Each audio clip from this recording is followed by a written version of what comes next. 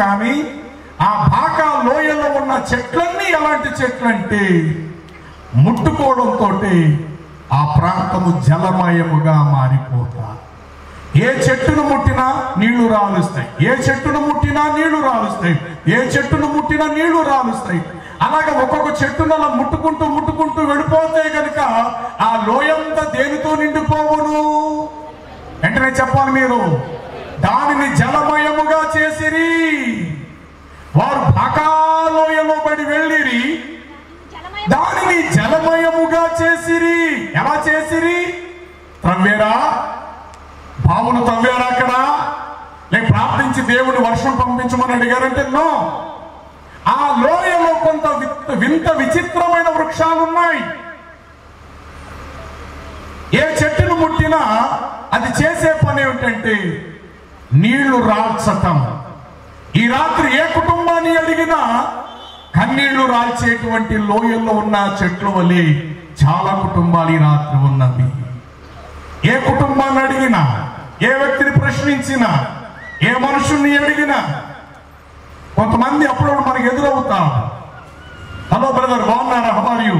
అమ్మ బాగున్నారా? సిస్టర్ బాగున్నారా? అమ్మ బాగున్నారా? పిన్ని గారు ఏమండి, అత్తయ్య గారు బాగున్నారా అన్నప్పుడు బాగున్నావమ్మా, ఎక్కడుంటున్నావు? ఇదివరకు మా వీధిలో ఉండేదానివి అన్నట్టు మీరు ఎక్కడుంటున్నారు అని వాడు కూడా మనల్ని అడుగుతారు.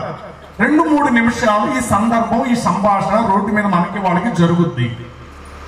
ఆ తర్వాత ఏదో ఒక మాట మనం లేవదీస్తాం. అన్నట్టు పిన్ని గారు, నాకు మొన్నే తెలిసింది, బాబు ఉరేసుకొని చనిపోయాడని తెలిసింది, నిజమేనా? నేను మా వారు ఇద్దరు మీ ఇంటికి వద్దాం అనుకున్నాం, హఠాత్తుగా మీరే రోడ్డు మీద కనబడ్డారు. నేను కాదని, ఆయనేమో అవునని, ఇలాగ మీ ఇద్దరు కూడా 2-3 రోజులు అనుకున్నాం. ఆ తర్వాత తెలిసింది, పేపర్లో కూడా పడింది, బాబు ఉరిపోసుకొని చచ్చిపోయాడట కదా అని మరలా మాట మనం లేవనెత్తినప్పుడు మేము బాగానే ఉన్నాం, మీరు బాగున్నారా అన్న తల్లి ఎవరు ఆలుస్తుంది? చెప్పరే, ఎవరు ఆలుస్తుంది? కన్నీళ్ళే రాలుస్తుంది. ఇలాంటి సందర్భాలు ఈ భూమి మీద తరచు అప్పుడప్పుడు మనకి ఎదురవుతుంటాయి. అలాగే ఇంకెవరో ఎదురవుతారు. అమ్మ బాగున్నారా అంటాం. బాగున్నాం అమ్మా, బాగున్నాం, మీరు ఎలా ఉన్నారు, పిల్లలు బాగున్నారా అంటారు అవతల వ్యక్తి. బాగున్నారా అంటే, మీ భర్త ఏం చేస్తున్నాడమ్మా? బాగున్నాడు. ఇదివరకు లేవన్నా బాగున్నాడా? బాగున్నాడంటే, ఆంటీ మొన్న ఏదో తెలిసింది నాకు అంటాం. ఏంటమ్మా అంటే, అదే పాప మీ అల్లుడు గారి దగ్గర నుంచి పిల్లలు తీసుకొని ఇంటికి వచ్చేసి కృష్ణాలు పోసి అంటించేసుకొని తనతో పాటు తన 2 పిల్లలు కూడా కాల్చేసిందట. పిల్లలిద్దరూ తల్లి కూడా చచ్చిపోయారని తెలిసింది, నిజమేనా అన్నప్పుడు తల్లి ఏం చేస్తా చెప్పండి. ఇప్పుడు వెంటనే కన్నీళ్ళు కాస్తా. ఈ రాత్రి అడగాలే కానీ, ఈ రాత్రి ఏ చెట్టును తాకాలే కానీ దాని జలమయముగా చేసే చెట్లు చాలా ఉన్నవి. లోయనగా దిగజారిన జీవితానికి సాదృశ్యం. లోయనగా జలమయముతో నిండిపోయిన చెట్లు ఆ లోయలో ఉన్నవి. ఈ రాత్రి దేవుడు అంటున్నాడు, లోయలో పడి ఉన్న నిన్ను, ప్రతి లోయను కూడా నేను ఎత్తు చేయబోతున్నాను అంటున్నాడు దేవుడు. దేవునికి స్తోత్రం. లోయలో ఉన్న చెట్లు, లోయలో వల్లి పద్మవలి ఉన్న చెట్లు, లోయలో దిగజారిపోయిన చెట్లు, ఏ చెట్టును తాకినా సృష్టిలో ఉన్న ఎలాంటి చెట్లు, ఏ చెట్టును మీరు ముట్టినా, ఏ చెట్టును టచ్ చేసినా వెంటనే ఆ చెట్టు నీళ్లు రాలుస్తాయి. ఈ రాత్రి ఏ కుటుంబాన్ని అడగండి, అది హైందవుడిదా, అది క్రైస్తవుడిదా, అది మహమ్మదీల్లా, మతాలతో మన పనిలేదు. భూమి మీద నివసిస్తున్న మానవ జాతిని, ఏ కుటుంబాన్ని మీరు ప్రశ్నించండి, మేము చాలా బాగున్నాం, మేము సంతోషంగానే ఉన్నాం, మాకే లోటు లేదు అన్నవాడు బహుశా సమాధానంతో, సంతోషంతో, ఆనందంతో మేము జీవించగలుగుతామని చెప్పగలిగేవాడు బహుశా ఎక్కడో క్రైస్తవులు అనబడిన వారు ఉంటారేమో. కానీ ఇక మీదట ముందుకు వెళితే గనుక అలాంటి కుటుంబాలు, నేను బాగున్నానని చెప్పడానికి కూడా, తెగించి కూడా చెప్పడానికి కూడా ముందుకు రాలేని కుటుంబాలు భూమి మీద కోట్ల కొలది సంఖ్యలో ఉన్నాయి. కారణం, ప్రతి కుటుంబము కూడా ఏదో ఒక లోయలో బంధించబడింది. ప్రతి మనిషి కూడా ఏదో ఒక లోయలో ముట్టుకుంటే కన్నీళ్లు రాల్చే చెట్లు లాంటి చెట్లు ఈ సమాజంలో చాలా చెట్లు ఉన్నాయి. ఇక్కడ అదే వ్రాయబడినది, వారు బాకాలోయలో పడి వెళ్ళిరి, దానిని జలమయముగా చేసిరి. ఎందుకు జలమయముగా చేసిరి? ఎలా వచ్చింది ఆ జలం అక్కడ? అంతకుముందు నీ కళ్ళల్లో కన్నీళ్లు లేవే, అంతకుముందు నీ కళ్ళు చెమ్మగిల్లలేదే. 2 మాటలు నీతో మాట్లాడేసరికి బడబడ బడబడ బడబడమని ఆ కన్నీళ్ళలాగే రాల్చేస్తావు. బహుశా 2016 సంవత్సరం ఎన్ని కన్నీళ్లు కార్చేశావు? ఏ కారణాన్ని బట్టి నీ కన్నీళ్లు చాటు స్థలంలో విడిచిపెట్టావు? కొన్ని సందర్భాలు చూస్తాం, భర్తలాగా పనికి వెళ్తాడు, పిల్లల స్కూల్కి వెళ్తారు, ఆ ఇంటి ఇల్లాల తల్లి గబగబ ఏదో అంట్లవన్నీ తోమేసేసుకొని గబగబ 2 తలుపులు దగ్గరికేసేసుకొని గోడ తట్టు తిరిగి కన్నీళ్లు కార్చే తల్లులు ఎంతో మంది ఉన్నారు. ఎవరైనా తలుపు దగ్గరికి వెళ్ళి టక్ టక్ టక్ టక్ మన తలుపు శబ్దం చేస్తే ఆ బయట చెంగుతో గబగబా తుడిచేస్తుంది, కింద ఒకవేళ నీళ్లు కన్నీళ్లు దాన్ని అలా చేతులాగా రబ్ చేసేసేసి గబగబా లేచిపోయి తలుపు తీసి నవ్వు ముఖం పెట్టుకుంటారు. ఒకవేళ అమ్మ ముఖం ఏంటమ్మ అలా ఉంది, ముఖం ఏంటి కళ్ళు అలా ఉబ్బిపోయినవి ఏంటి, ముఖం ఏంటి అలా ఉన్నది ఏంటి, ఏం జరిగిందంటే అబ్బే అబ్బే అబ్బే ఏం జరగలే బాగున్నావా? బాగానే ఉన్నాను, ఏదో నీ ముఖంలో నాకు ఏదో మార్పు కనబడుతుంది, ఇంట్లో పిల్లలు లేరా అంటారు. ఆ పిల్లలు స్కూల్కి వెళ్ళిపోయారు. మీ ఆయన లేడా? ఆయన ఇప్పుడే డ్యూటీకి వెళ్ళిపోయాడు. ఆయన ఏంటి అలా ఉన్నావు ఏంటి అంటాడు. అబ్బే నేను బాగానే ఉన్నాను, లేదు ఎక్కడో ఏదో తేడా ఉంది. ఇలాగ ఆలోచించాలే కానీ అనేక మంది కుటుంబాలు ఈ రాత్రి ముట్టుకుంటే కన్నీళ్లు రాల్చడానికి సిద్ధంగా ఉన్న కుటుంబాలు చాలా ఉన్నవి. విలాప వాక్యముల 1వ అధ్యాయం 1వ మాటలో ప్రవక్త ఇర్మియా ద్వారా దేవుడు ఇలా సెలవిస్తున్నాడు, జనభరితమైన పట్టణం ఎట్లు ఏకాకి వంటిదాయను, దుఃఖాక్రాంతురాలాయను. అది విధవరాలు అంటే భర్తను కోల్పోయిన ఒక విధవరాలు వంటి దానిగా మారిపోయాను. ఒకప్పుడు అది అన్యజనులలో అందరి చేత పేరు ప్రఖ్యాతలు పొందినది. సంస్థానములో ఒక మాట చెప్పంటే రాజకుమార్తె వంటిది. ఇప్పుడైతే దాని పరిస్థితి ట్యాక్స్ పన్ను చెల్లించేదిగా అది మారిపోయింది. రాత్రి అందు అది బహుగా ఏడ్చుచున్నది, దాని కన్నీళ్లు దాని చెంపల మీద నుండి కారుచున్నవి. దానితో ఒకప్పుడు ఉండే విటకాండ్రులందరూ దానిని దాని వీటకాండ్రులలో ఒక్కరు దానిని ఓదార్చువాడు ఒక్కడును లేడు. దానితో పాటు స్నేహంగా ఉన్న చెలికాండ్రులు దానిని మోసపుచ్చిరి. ఒకప్పుడు మిత్రులుగా ఉన్నవారు ఈ రోజు అందరూ శత్రువులైపోయింది. చాలు, ఏం రాయబడింది అక్కడ? జనభరితమైన పట్టణం ఎట్లు ఏకాకి అయ్యను. ఏమండి ఏకాకి అనే మాటకు అర్థం ఏంటో తెలుసా? చాలా సార్లు మీరు అనుకుంటారు, ఏమండి వాడు ఏకాకండి అంటాం. ఎప్పుడైనా మీరు ఒక కాకి పిల్లను, ఎగురుతున్న కాకి పిల్లను, చిన్న కాకి పిల్లను పట్టుకో, మిగతా కాకలన్నీ కూడా అరుస్తాయి, మా జాతి పక్షులను ఎందుకు పట్టుకున్నావే అన్నట్టు నువ్వు మాత్రం వాళ్ళ చేతుల్లోకి ఎందుకు వెళ్ళిపోయావే అని కాకి భాషలో మిగతా కాకులన్నీ ఆ కాకితో గొడవ చేసుకుంటాయి. మనం అనుకుంటాం, ఒరే కాకిని వదిలేరా, అది ఇల్లు చుట్టూ కాకులు తిరుగుతున్నాయిరా, ఒరే దీనికోసమే కావాలరా, ఒరే వదిలేరా కాకిని వదిలే అంటాం. మనం ఆ కాకి పిల్లను వదిలేస్తాం. వదిలేసినంత మాత్రం అది గాల్లో ఎగిరిపోద్ది అనుకుంటున్నారా? కొద్ది సమయాలు అయిన తర్వాత చూస్తే ఆ కాకి చచ్చిపోద్ది. ఎందుకో తెలుసా? మిగతా కాకులన్నీ దాన్ని పొడిచి చంపేస్తాయి. ఈనాడు లోకంలో చాలా మంది మన జీవితాలు చూస్తాం, మాటల చేత పొడిచి చంపేసేవారు చాలా మంది ఉన్నారు. కత్తిపోటు వంటి మాటలు గలవారు కలరు, మాటల చేత చంపేసేటువంటి వారు చాలా మంది ఉన్నారు. వారికి ఆయుధాలతో పని లేదు. కొన్ని కుటుంబాల్లో తన భర్తే మాటల చేత చంపేస్తే ఏం చేయాలో కూడా తెలియలేక కేవలం కన్నీళ్లు మాత్రం రాలుస్తుంది. ఏమైనా లేనప్పుడు ఏం చేస్తున్నావు? నీ రావడంతో ఫోన్ తీసుకుని పక్కకి వెళ్ళిపోయేటి, ఎవరిని ఫోన్ చేస్తున్నారు? ఏమండి మీరు నన్ను అనుమానించినట్టు దయచేసి మీకు చెప్తున్నాను, అప్పుడు చెప్తాను ఇప్పుడు చెప్తాను, నీ నిప్పు లాంటి దాన్ని. ఆహా, నువ్వు ఎంత నిప్పు లాంటి దానవో బొగ్గు లాంటి దానో నాకు తెలియదేంటే. ఈ విధముగా కొన్ని సందర్భాల్లో తన భర్తే తనను నిజాయితీగా నమ్మలేనప్పుడు, అతనితో సంసార జీవితం సాగించి కూడా ఏం సాధించాలి? 2-3 బిడ్డలకు తల్లి అయిపోయిందా? 2-3 బిడ్డలు తల్లి అయిపోయిందా? మళ్ళా పిల్లలేమో చెట్టంతా ఎదిగిపోతున్నారా? ఇప్పుడు అనుమానం కట్టటమా? ఇలాగ కొన్ని కుటుంబాలు వారు పగలంతా ఏమీ చేయలేక రాత్రి వేళ తమ కన్నీళ్లు, దావీదంటుడు, నా కన్నీళ్లు నాకు అన్నపానములాయను, ప్రతి రాత్రి మానక నేను కన్నీళ్లు విడవగా నా కన్నీటికి నా సుఖం అనే పరుపు కొట్టుకొని పోవచ్చున్నాను. సుఖం అనేదే నన్ను నన్ను విడిచి ఎగిరిపోతుంది. నా మంచం నా కన్నీటికి తేలిపోతుంది. అనగా నేను పడుకోవాలి, విశ్రాంతి తీసుకోవాలి అన్న ఉద్దేశమే కొట్టుకొని పోతూ ఉన్నది.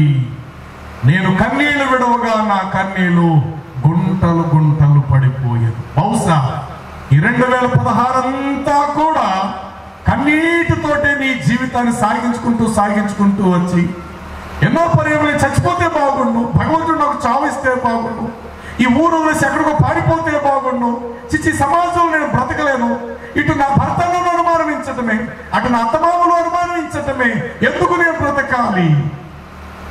కొన్ని సందర్భాల్లో నీ అంతటి నీవు ప్రాణహత్య చేసుకునే పరిస్థితి కూడా నీకు ఎదురవుతుంది. దేవుడు చెప్తున్నాడు, ప్రతి కన్నీటిని కూడా, కన్నీటి లోయను ఆయన ఎత్తు చేయటానికి దేవుడు ఇష్టపడుతున్నాడు. ప్రతి కన్నీటి బాష్ప బిందువులను ఆయన తుడవటానికి ఇష్టపడుతున్నాడు. ఆయన వారి దేవుడై ఉండి వారి కన్నుల నుండి వచ్చి ప్రతి బాష్ప బిందువును తుడిచివేయును.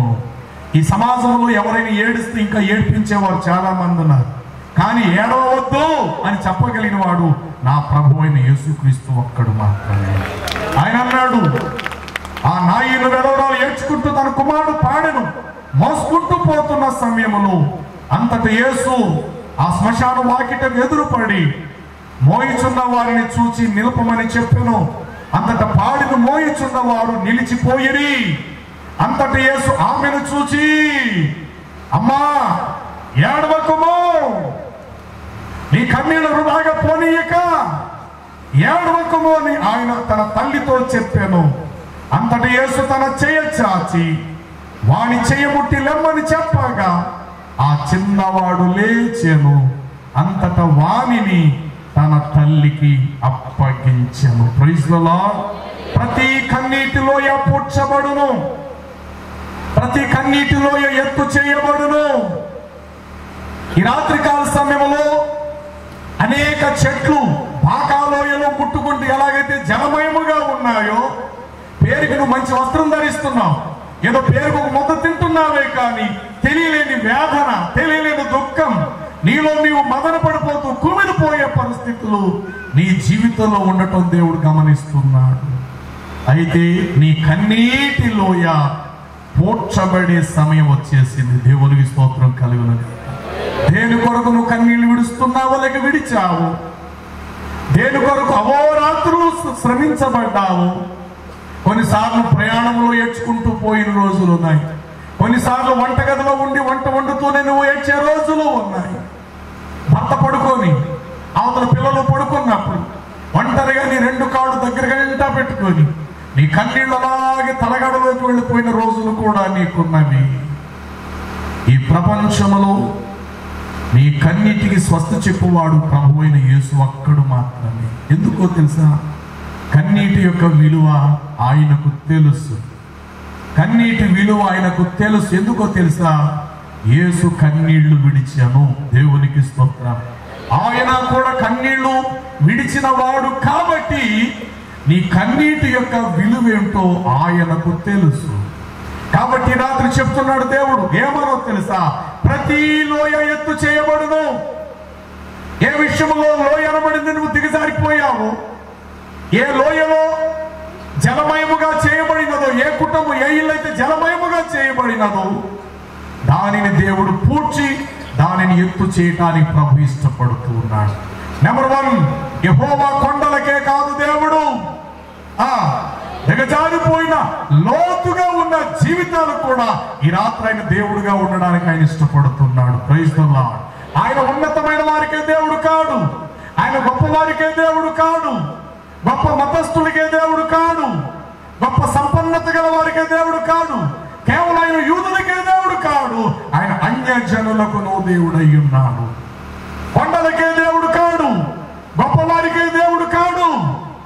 ఆయన లోయలకు కూడా దేవుడే అయ్యున్నాడు. ఆ లోయలలో ఒక లోయ కన్నీటి లోయ. ఈ సంవత్సరం అంతట్లో ఎన్ని పర్యాయములు కన్నీళ్లు విడిచిపెట్టావో నీకు తెలుసు. ఎన్ని పర్యాయములు నీ ప్రయాణంలో కన్నీళ్లు కాచేవో నీకు తెలుసు. ఎన్ని రాత్రి వేళ నువ్వు కన్నీళ్లు విడిచిపెట్టావో నీకు తెలుసు. అయితే ఈ రాత్రి దేవుడు నిన్ను ప్రేమిస్తూ ఈ సభలలోనే తొలి వర్తమానముగా దేవుడు నీకు అందిస్తున్న ఒక దైవ సందేశము, దైవ శుభవార్త ఏమిటంటే, అమ్మ ఏడవకన్నా. ఎందుకు ఏడవాలి? ఏం జరిగిపోయిందని? లోకములు అనేకులకు కలిగే శ్రమలే బహుశా నీకు కూడా వచ్చి ఉండొచ్చు. ఎవరికో సంభవించలేదు, నీకు మాత్రమే సంభవించిందని నువ్వు ఎప్పటికీ అనుకోక. ఈ ప్రపంచంలో ఏ కుటుంబంలో ఒక రోజు పిల్లలు చచ్చిపోతే, రెండో రోజు రెండో కుమారుడు, మూడో రోజు మూడో కుమారుడు చచ్చిపోవచ్చు, లేదా ఒక రోజు ఇంట్లో ఇద్దరు ముగ్గురు చనిపోవచ్చు. కానీ యోబు కుటుంబంలో ఒకే రోజు 10 మంది చచ్చిపోయారు. అదే రోజు తన పంటంతా నాశనమైంది. అదే రోజు తన పశువులను శత్రువులు దోచుకున్నారు.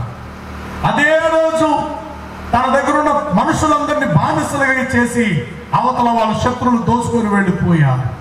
తన పంటంతా అగ్ని చేత కాల్చబడిన తన యవనస్తుల మీద ఇల్లు పడి 10 మంది కూడా పడి చచ్చిపోయారు. అదే సమయంలో తన దేహమంతా కుళ్ళిపోయి దేహములో నుండి పురుగులు రాలి కింద పడే పరిస్థితి ఎదురైంది.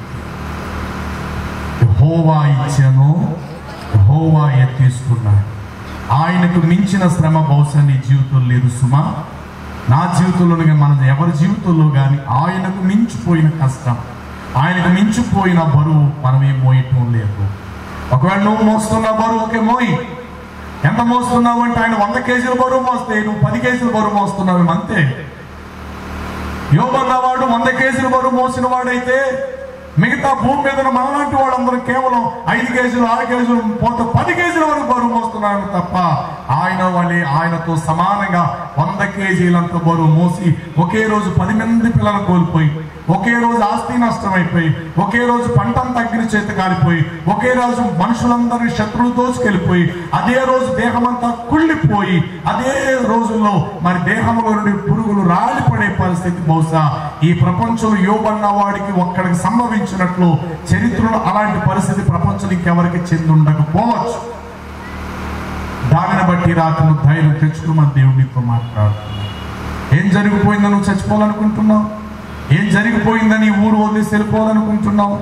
ఏం జరిగిపోయిందని ఒక లెటర్ రాసేసి నా చావుకు నేనే కారణం, నా చావుకి ఎవరు కర్తలు కాదు, ఎవరు కారణం కాదు, నాకు బ్రతకాలని ఆశ లేదు కాబట్టి ఇదిగో నా పిల్లల్ని బాగా చూసుకోండి, ఇదిగో నా భర్తను కూడా మీరు ఏమనకండి, నాకు బ్రతుకు మీద విరక్తి కలిగింది కాబట్టి నేను చచ్చిపోవాలనుకుంటున్నాను. ఎందుకు ఆ తీర్మానాలు? ఏం జరిగిపోయింది? ఈనాడు ప్రపంచ పరిస్థితిని చూస్తే అదే స్థితిలో సాగుతుంది. అయితే రాత్రి నా దేవుడు సెలవిస్తున్న మాట ఏంటో తెలుసా?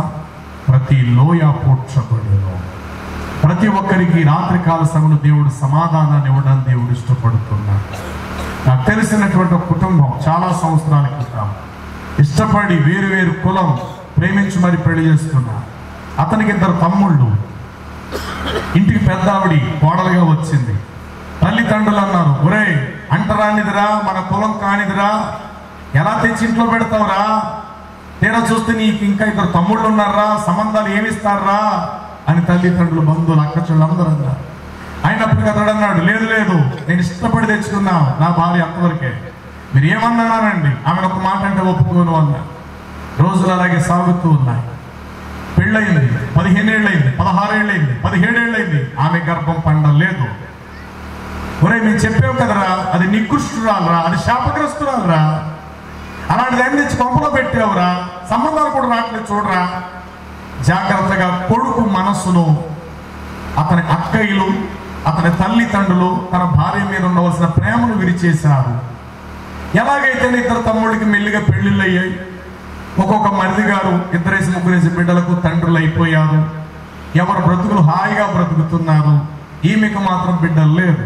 ఇక తల్లిదండ్రులు అప్పుడప్పుడు అక్కయ్యలు వచ్చి ఆడపడుచులు వచ్చాడు, తమ్ముడు అది ఎలా ఇంట్లో పని చేస్తుంది కదా, దాన్ని అలా వదిలే, నీకు వేరే సంబంధం చూస్తావురా, చక్కగా అందమైన పిల్లని చేస్తా, నీకు ఏం తక్కువ, చక్కని ఉద్యోగస్తుడివి, ఇంకొక అమ్మాయిని ఇచ్చి పెళ్లి చేస్తాం, దానివల్ల నీకైనా పిల్లలు పుడితే పుట్టచ్చు, ఈ దిక్కుమాలను తెచ్చి పంపలో పెట్టావు, కనీసం దాని కడుపు పండిందిరా అని తన ఎదురుగుంటానే ఆ మాటలు మాట్లాడితే ఆమె ఏమైపోవాలి? ఆమె ఎవరంటే అంతకుముందు తల్లిదండ్రులు కోల్పోయిన ఒక అనాథ. ఆ అనాథ స్థితిని చూసి తన భర్త ఇష్టపడి తెచ్చి ఇంట్లో పెట్టుకున్నాడు. కానీ వేరే కులం, రెండవది పిల్లలు లేని పరిస్థితి. ఇక ఆ మాటలు చెప్పేసరికి భర్త మనసు కూడా కొంచెం ఆమె మీద దూరమైంది. ఒక దినం మాట ఒప్పుకున్నాడు. సరే అమ్మా, నేను తనతో ఒప్పింప చేస్తాను రెండవ పెళ్లి కోసం. ఉన్నదా ఇంట్లో ఉంటుంది, అందరితో పాటు ఒక ముద్ద తింటుంది, అందరి బట్టలు ఉతుకుతుంది, ఇంట్లో అన్ని పనులు చేస్తుంది, పని మనిషి పెట్టినట్టు ముద్ద పెడదాము. ఒకవేళ కాదకూడదంటే నేను డైవర్స్ విడాకులు ఇచ్చేస్తాను, దాన్ని పంపించేస్తాను, నేను మాత్రం మీరు చెప్పిన సంబంధమే చేసేసుకుంటానమ్మా అని చెప్పి ఆ కొడుకు కూడా ఒకరోజు ఒక దారికి వచ్చేసాడు.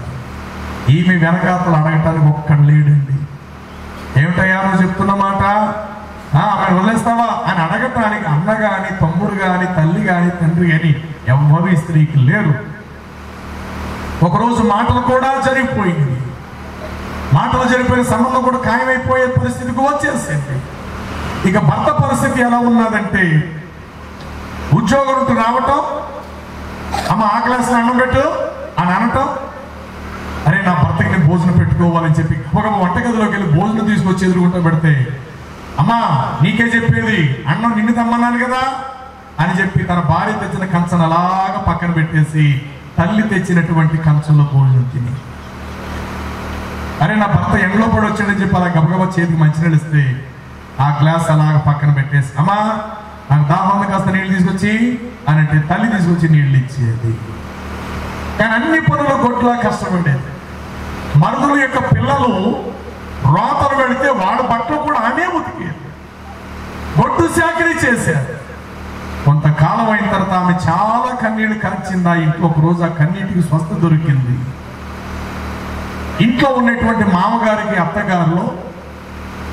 అత్తగారికి క్యాన్సర్ వచ్చింది. ద సేమ్ టైం మామగారికి పెరాలసిస్ వచ్చింది. ఈ పరిస్థితి ఎప్పుడైతే ఎదురైందో ఆ ఇంట్లో ఉన్న తోటి కోడళ్ళు ఇద్దరు కూడా, అయ్యా ఈ కొంపలో మేము ఉండలేము, మీ అమ్మగారు చూస్తే క్యాన్సర్, మీ నాన్నగారు చూస్తే పెరాలసిస్ వచ్చి మంచం మీద కూడా అన్ని మంచం మీద జరుగుతున్నాయి, మాకా చిన్నపిల్లలు, వేళ్లతో ఈ కొంపలో ఉండి ఇక్కడ భోజనం తినడం మాకు అసహ్యం, వేరే కాపురం పెట్టరా అని చెప్పి గొడవ పెడితే ఇద్దరు తమ్ముళ్ళు కూడా వేరే కాపురం పెట్టుకొని వెళ్ళిపోయారు. ఇక ఆ ఇంట్లో ఉన్నది ఎవరంటే క్యాన్సర్తో ఉన్న అత్తగారు, తాను చేపడిపోయిన మామగారు, ఉద్యోగం చేస్తున్న భర్త, గొడ్లా కష్టపడుతున్న ఆ యొక్క గొడ్రాలుగా బిడ్డలు లేనటువంటి దానిగా ఉన్న ఆమె మాత్రమే ఉన్నారు. ప్రియుల అద్భుతం ఏంటో తెలుసా? డాక్టర్లు అన్నారు నువ్వు చచ్చిపోతావు క్యాన్సర్ జబ్బుతో, జీవితంలో నీకు కాళ్ళు చేయి ఎప్పటికీ రాదు అన్నారు. లోపల పడుకున్నాడు కదా తన భర్త అని చెప్పేసి కాళ్ళ దగ్గరికి ఇలా పడుకుంటే వెంటనే చాప తీసుకొని తలగడ్డ తీసుకొని బయట బొమ్మలో పడుకునేవాడు భర్త. సరే బయట పడుకున్నాడు కదా నా భర్త అని చెప్పేసి మెల్లిగా కాళ్ళ దగ్గరకు వచ్చి కాళ్ళు నొక్కుంటే వెంటనే లేచి గబగబా లోపలికి వెళ్ళిపోయి తలుపేసేసుకునేవాడు. ఎవడు ఇప్పుడు ఆ స్త్రీ ఎందుకు బతకాలి చెప్పండి? దేనికి బ్రతకాలి ఇప్పుడు ఆవిడ?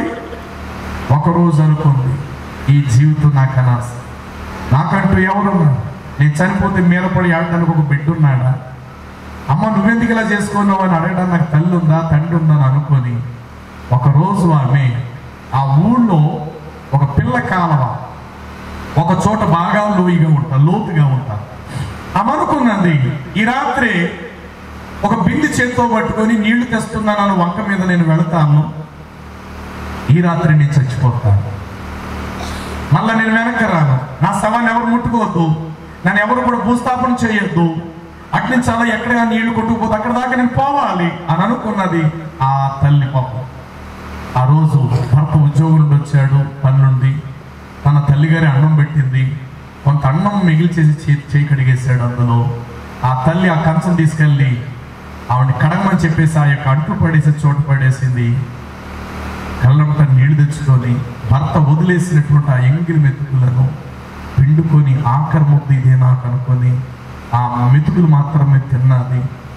అందరు పడుకున్నారు. రాత్రి 10:30-11 గంటలకు కావస్తుంది. నిశ్శబ్దమైన వాతావరణంలో ఒక బిందె తీసుకుని ఆమె బయలుదేరి వెళ్తున్నది. వెళ్లే ముందు తన భర్త ఇంకొకసారి కింద నుండి పై వరకు అలా చూస్తున్నది. కన్నీటితో ఆమె కాలువ దగ్గరికి వెళ్ళింది. వెళుతున్న సమయంలో దారి మధ్యలో ఒక వ్యక్తి వచ్చి, అమ్మా నువ్వు పలానా వాళ్ళు పెద్ద కోళ్ళవు కదా, ఏంటి ఈ టైంలో నీళ్ళకి వెళ్తున్నావేంటి అన్నాడు ఒక వ్యక్తి. లేదండి బాబాయ్ గారు, ఇంటికి చుట్టాలు వచ్చారు, నీళ్లు తక్కువైనాయి. ఓహో అవునా అమ్మా, అక్కడ కాలు జాగ్రత్తే, అక్కడ బాగా లోతుగా ఉంటది, అడుగులు జాగ్రత్త వేసుకుని వెళ్ళు, జాగ్రత్త అమ్మా అంటే, నాకు తెలుసు బాబాయ్ గారు, నేను ఎప్పుడు నీళ్లు పడుతుంటాను కదా, నాకు తెలుసు, మీరు వెళ్ళండి అని చెప్పి అప్పుడు అలాగే వెళ్ళిపోయాడు. ఒడ్డు మీదకు వెళ్ళింది. ఒక్కసారి తన ఊరు, తన వాతావరణం, తన ఇంటిని వెనక్కి తిరిగి చూసుకున్నది. ఈ రోజుతో నేను చనిపోతున్నాను అనుకున్నది. ఆ బిందెను ఒడ్డు మీదే పెట్టింది. మెల్లిగా దిగటం ప్రారంభించింది.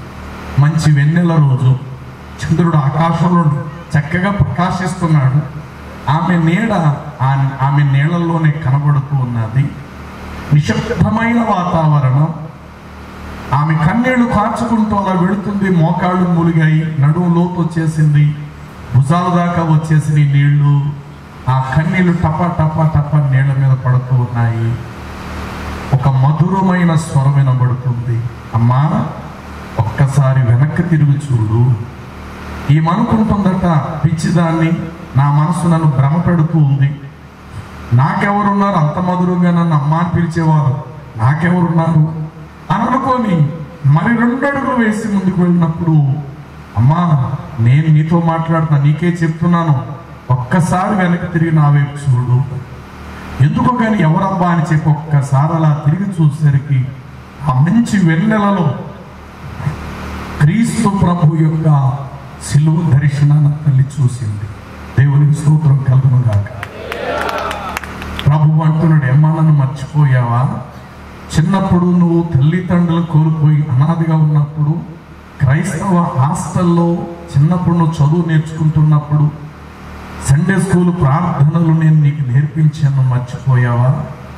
పెళ్లి చేసుకొని నీ భర్తతో మరలా విగ్రహారాధనలోకి నువ్వు వెళ్ళిపోయావు. అయితే ఆనాడు నువ్వు నాకు దూరంగా ఉన్నావేమో, కానీ ఏనాడు నేను నీకు దూరంగా లేను సుమా అని చెప్పి, ఈ తల్లి లేదని, నీ తండ్రి లేడని, నీ అన్నవారు ఎవరూ నీకు లేరని నువ్వు కన్నీళ్ళు విడుస్తున్నావు, కానీ నేను నీకు తోడున్నాను, లేచి బిందుతో నీళ్లు పట్టుకుని ఇంటికి వెళ్ళిపో అన్నాడు. ప్రియులరా, తెలియలేనటువంటి ఆనందం ఆమె హృదయంలో పొంగి ప్రవహించిన, అంతవరకు చనిపోవాలి అని తీర్మానం తీసుకునేటువంటి ఆమె గుండె రాయిగా చేసుకున్నాడు. తన జీవితంలో తన కన్నీళ్ళని వ్యర్థమైపోయినవి, తన కన్నీటికి సమాధానం చెప్పుకొని ఎవ్వరూ లేరని ప్రతి రాత్రి మానక కన్నీళ్లు వీడుస్తూ ఉన్నారు. తన చెంపల మీద కన్నీళ్లు కారుస్తున్నాయి. తన విటకాండ్రులందరూ దానిని వెలివేశారు. తన యొక్క స్నేహితురాండ్రులందరూ మోసపుచ్చినట్లు అందరూ విడిచిపెట్టారు. కట్టుకున్న భర్త ఆఖరికి ఆమెను ఒక పురుగు కంటే హీనంగా చూడడం మొదలుపెట్టారు. అలాంటి పరిస్థితుల్లో చావు తప్ప మరి ఏమి కూడా ఆమె గుర్తుకు రాలేదు. ఇక నీళ్లు పట్టుకుని లేచి వెళ్ళింది. అంతవరకు భర్త పడుకున్నవాడు ఆ శబ్దం విని గబుక్కుని లేచాడు. ఏంటి ఈ టైంకి నీళ్ళకి వెళ్ళేవేంటి అన్నాడు. ఏమి లేదండి, నీళ్ళు అయిపోతున్నాయి, అందుకు నీళ్ళు తాడానికి వెళ్ళాను. సరే పడుకో అన్నాడు. సరే మీరు పడుకోండి, నేను పడుకుంటాను లేండి. ఈలోగా మంచం మీద ఉండేటువంటి తన మామగారు ఏదో కాస్త బలహీనత కావడంతో గబగబ దగ్గరికి వెళ్ళి చూసింది. మామగారికి సేవ చేయటం మొదలెట్టింది, అత్తగారికి సేవ చేయటం మొదలెట్టింది. లోపలికి వెళ్ళి అత్తగారి కొరకు, మామగారి కొరకు మరిచిపోయిన దేవుడు మరలా జ్ఞాపకం చేసుకుంది. ప్రభువా దయచేసి నువ్వు ఉన్న దేవుడు నా యొక్క మామగారిని, అత్తగారిని బ్రతికించు, నువ్వు ఉన్న దేవుడు అని నువ్వు సాక్ష్యము నేను నీకోసం చెప్పాలి ప్రభు అని చెప్పి కన్నీళ్ళు విడిచింది. అద్భుతం ఏంటో తెలుసా ప్రియులారా, కొద్ది రోజుల్లోనే కాలు చేయి పడిపోయినటువంటి మామగారు బాగుపడ్డాడు. అందరూ చప్పుడు స్తోత్రం చెల్లిద్దాం.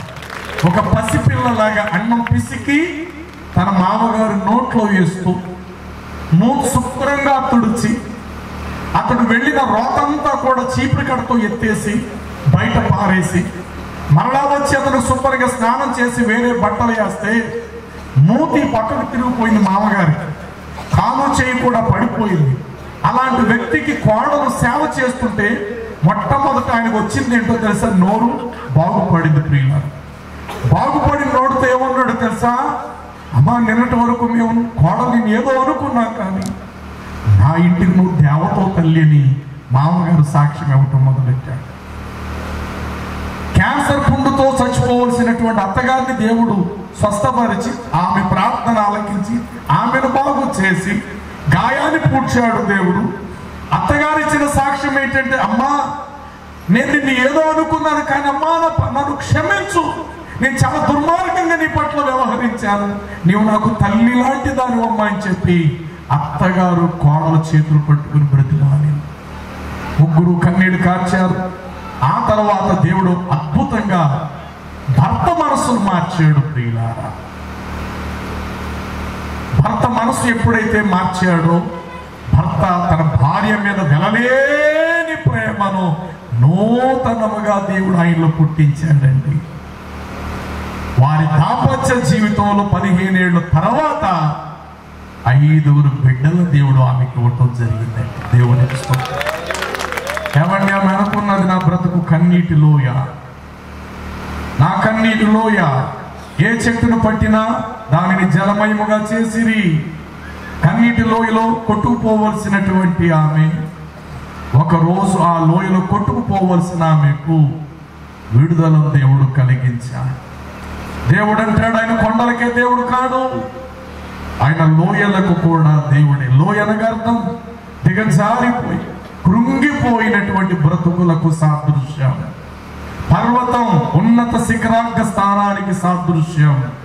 ఆయన గొప్పవాడికే కాదు, ఆయన కొండలకే కాదు, ఆయన యూతులకే కాదు దేవుడు, ఆయన లోయలకు నువ్వు దేవుడే, అన్య జనులకు నువ్వు దేవుడే.